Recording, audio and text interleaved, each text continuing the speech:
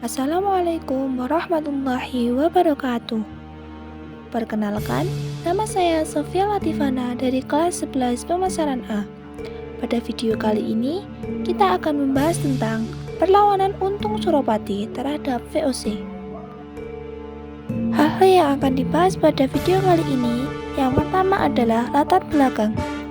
Latar belakang yang dimaksud yaitu latar belakang mengapa Untung Suropati melakukan perlawanan terhadap VOC. Yang kedua, tentang perjuangan Untung Suropati dalam melawan VOC.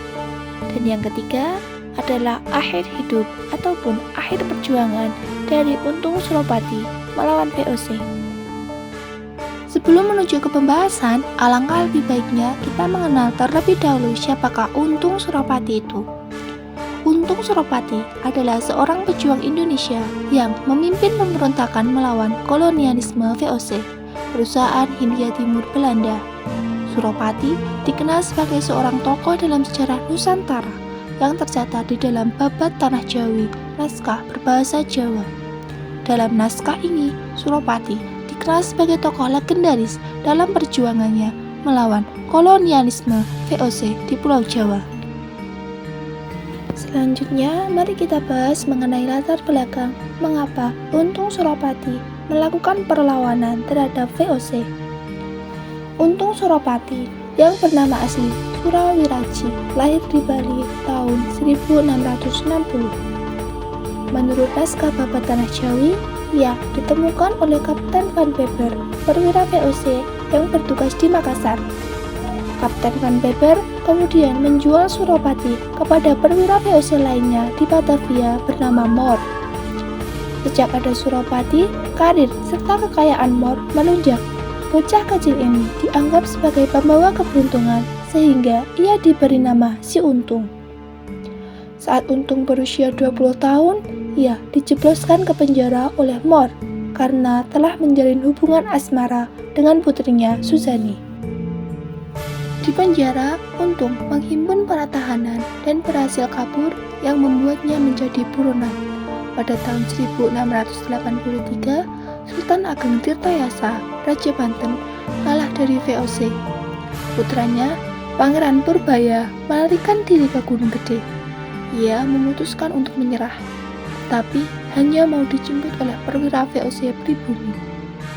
Suatu ketika, Kapten Rush, pemimpin benteng Tanjung Pura, berhasil menemukan pasukan Untung. Mereka kemudian ditawari pekerjaan sebagai tentang VOC daripada hidup sebagai buronan. Untung pun menerima tawaran tersebut.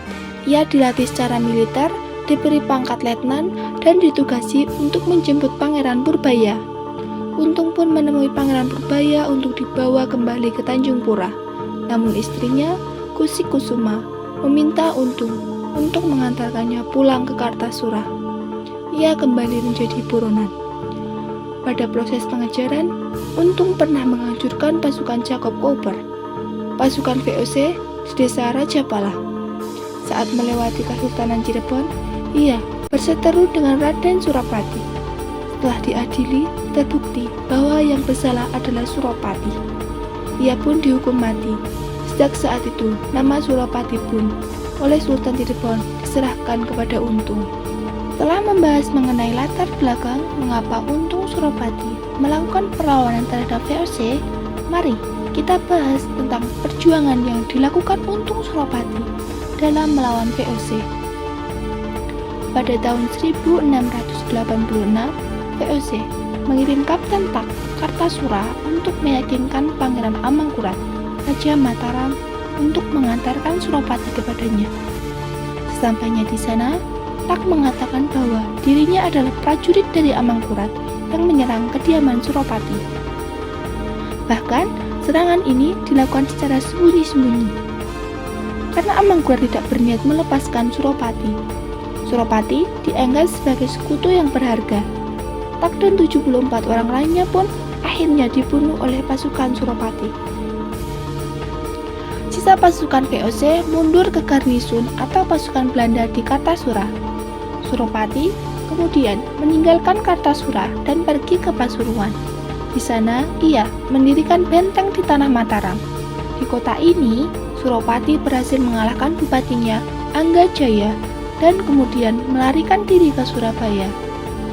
Bupati Surabaya bernama Adipati Jangrana tidak melakukan pembalasan karena ia sendiri sudah kenal dengan Suropati di Kartasura. Untung Suropati pun kemudian mengangkat dirinya sebagai Bupati Pasuruan dan bergelar Tumenggung Wiranegara.